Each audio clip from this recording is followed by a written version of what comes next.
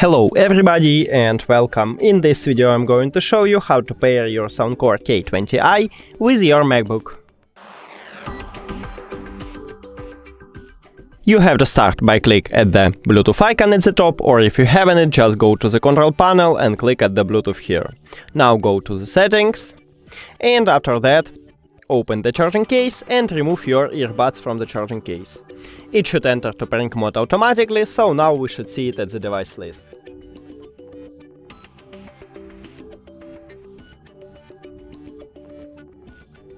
Now click connect near to it.